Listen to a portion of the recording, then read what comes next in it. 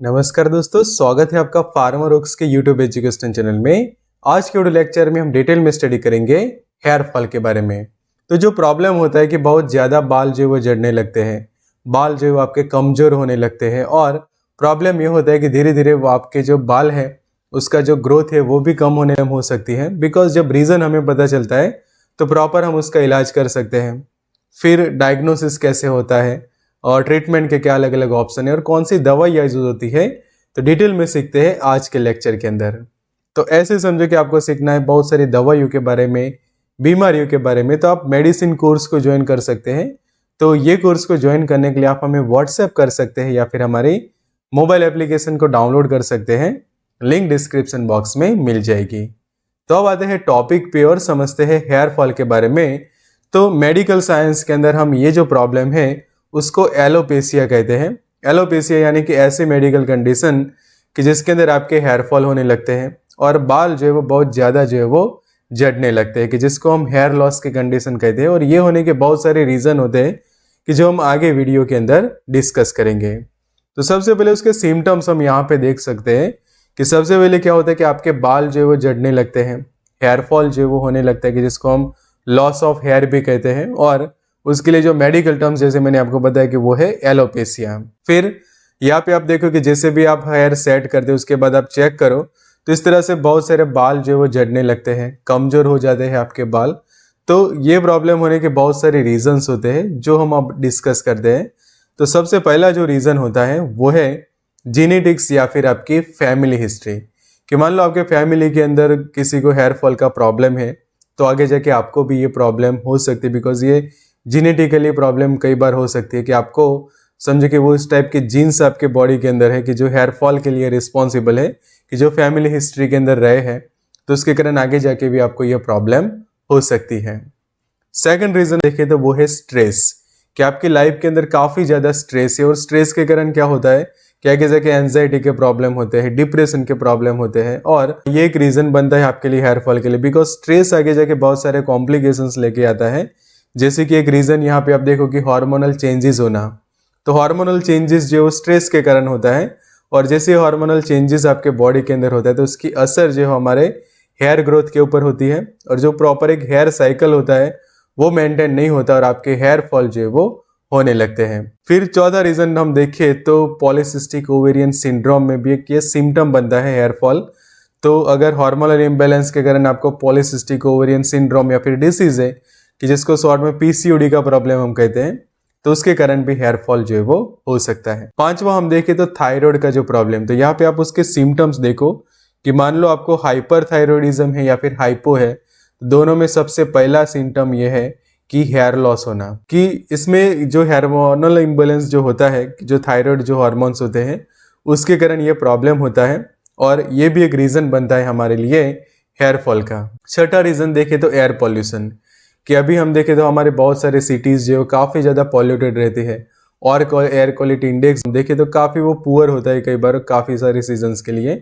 तो ये भी एक रीज़न है कि एयर पॉल्यूशन के कारण भी उसकी जो असर है वो हमारे हेयर के ऊपर होती है, कि जो हमारे हेयर के डेवलपमेंट के लिए जो प्रोटीन होता है वो धीरे धीरे डैमेज होने लगता है पॉल्यूशन के कारण, और वो भी एक मेजर रीज़न है हमारे हेयर फॉल के लिए। फिर सातवां हम रीज़न हम देखें तो जो हार्ड वाटर होता है, कि उससे समझे कि आप नहाते हैं, ये भी एक रीज़न है कि हार्ड वाटर जो है वो आपके जो बाल होते हैं, हेयर होते हैं, उनको डैमेज करता है और जिसके कारण हेयर फॉल का प्रॉब्लम हो सकता है। आठवां रीज़न हम देखें तो न्यूट्रिशनल डेफिशिएंसी, कि आपको जो है वो प्रॉपर न्यूट्रिशन नहीं मिल रहा या फिर आपका डाइट ऐसा है कि जिसके अंदर जो है वो न्यूट्रिशंस की डेफिशिएंसी, मतलब कि आप लंबे समय तक आप प्रॉपर हेल्दी खाना नहीं खाते, जंक फूड वगैरह ज़्यादा लेते हैं या फिर फास्ट फूड वगैरह जो होता है वो आपके डाइट में काफ़ी ज़्यादा है, कि जिससे कोई प्रॉपर न्यूट्रिशंस नहीं मिलते। तो ऐसे न्यूट्रिशंस ना मिलने के कारण भी आगे जाके ये हेयर फॉल का प्रॉब्लम हो सकता है। फिर जो विटामिन की जो मैंने बात की कि उसमें भी स्पेशल जो विटामिन B2 है, रिबोफ्लेविन है,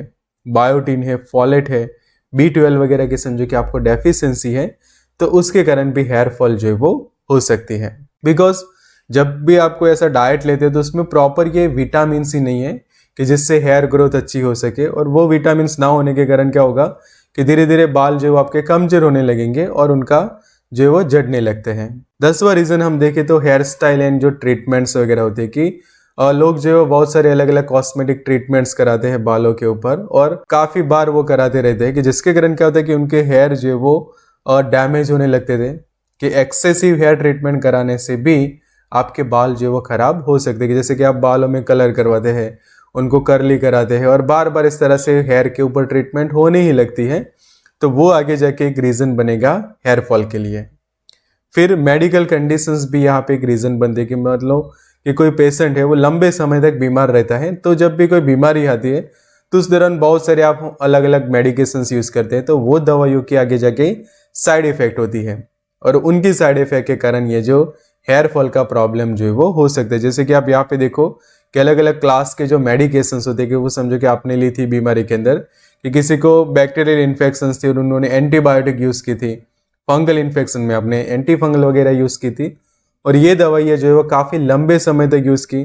ऐसे ही कोई बर्थ कंट्रोल पिल यूज़ करता है, एंटी ग्लोटिंग के ड्रग्स कि जो यहाँ पे आप देख सकते हैं, या फिर यहाँ पे आप देखो कि हार्मोन रिप्लेसमेंट थेरापी है, non steroidal anti inflammatory drugs है। तो ऐसी दवाइयाँ जब लंबे समय तक यूज़ की जाती है किसी बीमारी को ठीक करने के लिए, साइड इफेक्ट के कारण भी आपके शरीर के अंदर ये प्रॉब्लम हो सकती है, बिकॉज ये दवाइयाँ क्या करती है कि शरीर में वीकनेस लाती है, न्यूट्रिशन जो है वो कम कर देते हैं, और उसके कारण भी हेयर फॉल जो है वो हो सकता है। फिर एक रीज़न यहाँ पे देखें तो कैंसर की कीमोथेरापी, कि जब कीमोथेरापी पेशेंट को दी जाती है तो उसमें एंटी कैंसर दवाइयाँ भी यूज़ होती है, और जो कीमोथेरेपी के जो अलग अलग फेजेस होते हैं, साइकिल्स होते हैं, उसके दौरान भी आपके हेयर के ऊपर असर होती है, और स्पेशली ये एक साइड इफेक्ट होती है कीमोथेरापी के अंदर कि हेयर फॉल जो है वो होता है। फिर जो रेडिएशन थेरापी कोई लेता है तो उसके कारण भी ये प्रॉब्लम हो सकता है कि स्पेशली आपके हेड के एरिया में आपने समझो कि कोई रेडिएशन थेरापी ली थी, तो उसकी सीधी असर आपके हेयर्स के ऊपर होती है और हेयर फॉल होना जो है वो शुरू होता है। और आखिरी रीज़न हम देखें तो आप जो है वो प्रॉपर केयर नहीं करते आपके बालों की, कि यहाँ पे जो आप डायग्राम में देख रहे हैं इस तरह से प्रॉपर आपको रेगुलर हेयर केयर करनी चाहिए, पर हेयर केयर कोई करता नहीं है तो भी एक प्रॉब्लम जो है वो हो सकती है। तो यहाँ तक हमने अलग अलग रीजन से सीख लिया कि जिसके कारण ये हेयर फॉल का प्रॉब्लम होता है। आगे जानते हैं उसके डायग्नोसिस के बारे में कि कैसे निदान होता है। तो निदान जो है कि कैसे हम रीजन पता लगा सके कि कौन सी रीजन से ये प्रॉब्लम हो रही है। तो सबसे पहले पेशेंट की मेडिकल हिस्ट्री जो है वो चेक की जाती है, तो जिसके लिए प्रॉपर एक पेशेंट काउंसलिंग करना जरूरी होता है, कि जिसके अंदर आप पेशेंट के साथ एटलीस्ट 10-15 मिनट प्रॉपर बातचीत करते हैं, तो उससे रीज़न पता लगेगा कि किस रीज़न से उसको हेयर फॉल हो रही है। फिर सेकंड, फिजिकल एग्जामिनेशन करना जरूरी है, कि जिससे कोई मेडिकल कंडीशन ऐसी कोई हो तो वो पता चल जाएगी, बिकॉज कई बार लोगों को पता नहीं होता और कोई ऐसे मेडिकल कंडीशन है और उसके कारण भी हेयर फॉल जो है वो हो सकता है। फिर ब्लड टेस्ट कराना जरूरी रहता है, या फिर आगे जाके हार्मोनल टेस्ट भी आप करा सकते हैं कि बहुत ज़्यादा हेयर फॉल हो रहा है, तरह के कुछ सिम्टम्स भी है आपको, तो ब्लड टेस्ट या फिर हार्मोनल टेस्ट कराना जरूरी पड़ता है। फिर हेयर फॉल टेस्ट चेक किया जाता है, कि जिससे पता चले कि आपके हेयर जो है वो कितने मजबूत है, और ये जो है वो प्रॉपर एक्सपर्टीज के साथ ही किया जाता है, कि जो ट्रेन मेडिकल स्टाफ होता है उनके सुपरविजन में ही ये प्रोसेस जो है वो की जाती है। फिर स्काल्प की बायोप्सी की जाती है, कि जिससे एक एग्जैक्ट रीजन भी पता चलता है। तो ये सब अलग अलग डायग्नोस्टिक के फीचर बनते हैं। और आखिर में हम देखें तो एक माइक्रोस्कोपिक स्टडी की जाती है, कि जिससे पता चले कि आपकी हेयर की क्वालिटी कैसी है। तो ये सब अलग अलग है हमारे पास ऑप्शन डायग्नोसिस के लिए। अब आगे जानना है कि ट्रीटमेंट कैसे हो सकते थे, कैसे ये प्रॉब्लम को हम सॉल्व करें। तो ट्रीटमेंट के अब अलग अलग ऑप्शंस देखते थे, जिसके अंदर सबसे पहले तो यही है कि आपको हेयर की प्रॉपर केयर करनी है, कि यहाँ पे जो हम दिखा रहे हैं इस तरह से प्रॉपर आपको रेगुलर हेयर केयर करना चाहिए। सेकंड, हम देखें तो जो स्ट्रेस रिड्यूस करने के लिए पेशेंट जो है वो योगा और मेडिटेशन कर सकते हैं, कि जिससे आपका स्ट्रेस कम हो, और स्ट्रेस कम होगा तो समझो कि कोई हार्मोनल इम्बैलेंस है, आपको स्ट्रेस के कारण हेयर फॉल हो रहा है, तो वो धीरे धीरे कम होने लगेगा। बिकॉज दवाइयाँ तो तभी असर करेगी जब आपका स्ट्रेस वगैरह कम होगा। हमारे हेयर के लिए जो जरूरी प्रोटीन होता है वो हमें ये सीरम वगैरह प्रोवाइड करते हैं। तो हेयर प्रोटीन सीरम जो बहुत सारे अलग अलग ब्रांड्स के आपको मिल जाते हैं, तो उसमें से कोई भी एक हेयर सीरम जो है वो यूज़ कर सकते हैं। उसी तरह से हेयर स्काल्प सीरम भी आता है, कि यहाँ पे आप देखो तो ओनियन एंड साथ ही साथ विटामिन B3 का ये सीरम है, तो वो भी आप यूज कर सकते हैं। ऑप्शन हमारे पास यहाँ पे एक बनता है हेयर मास्क, जो अलग अलग कंपनीज बनाते हैं, जैसे यहाँ पे आप देख सकते हैं एक हेयर मास्क है कि जो पूरी तरह हर्बल है। दूसरा एक प्रोडक्ट देख सकते हैं कि वो भी डीप स्मूथिंग मास्क है, स्पेशली कि जो आपकी जो बाल है, आपके जो हेयर है, उनकी स्ट्रेंथ को बढ़ाने में मदद करता है। बिकॉज स्पेशली हेयर फॉल होने का एक रीज़न ये भी होता है कि बाल कमज़ोर हो जाते हैं, तो वो बालों को मजबूत बनाने के लिए ये हेयर मास्क वगैरह आप यूज़ कर सकते हैं। पांचवा ऑप्शन है हेयर ऑयल्स का, कि रेगुलरली हेयर केयर के लिए आपको हेयर ऑयल्स यूज़ करने चाहिए। जैसे कि आप एक देख सकते हैं इंदुलेखा करके एक प्रोडक्ट है, सेसा का एक आयुर्वेदिक फॉर्मुलेशन आता है। उसी तरह से बैद्यनाथ के अंदर हम देखें तो महाभृंगराज तेल है, कि जो स्पेशल एक आयुर्वेदिक हर्बल रेमेडीज रहती है कि जो आपके बालों को मजबूती देते हैं, कि जिससे काफ़ी जो है वो हेयर फॉल आपका कम हो जाता है और धीरे धीरे उनकी ग्रोथ भी बढ़ने लगती है। और करना क्या है कि रेगुलर आपको जो है वो ऑयल मसाज करना चाहिए, कि जिससे ये प्रॉब्लम जो है वो ठीक हो। अब आगे बात करने हैं मेडिसिन के बारे में। तो कौन से ऐसी दवाइयाँ यूज़ होती है कि जिससे ये प्रॉब्लम सॉल्व होता है और हेयर ग्रोथ जो है वो बढ़ने लगती है। तो उसमें सबसे पहला जो ऑप्शन हम देखें तो वो है मिनोक्सिडिल ड्रग का आता है, कि यहाँ पे उसका एक मार्केटेड फॉर्मुलेशन है रीगेन करके, कि जो 5% सॉल्यूशन आता है 60 ml जितना। तो ये सॉल्यूशन जो है वो डायरेक्टली हेयर में जो है वो लगाना होता है, मतलब कि जो स्काल्प होती है वहाँ पे आपको लगाना होता है, कि जहाँ पे सबसे ज़्यादा हेयर फॉल हो रहा है। और ये सॉल्यूशन जो है वो पुरुषों में भी यूज़ हुआ जाता है एज वेल एज महिलाओं में भी यूज़ किया जाता है। तो उसका एक 5% की स्ट्रेंथ में है एज वेल एज 2% की स्ट्रेंथ में भी ये अवेलेबल होता है, कि जिसके अंदर 20 मिलीग्राम जितना ड्रग होता है सॉल्यूशन के अंदर।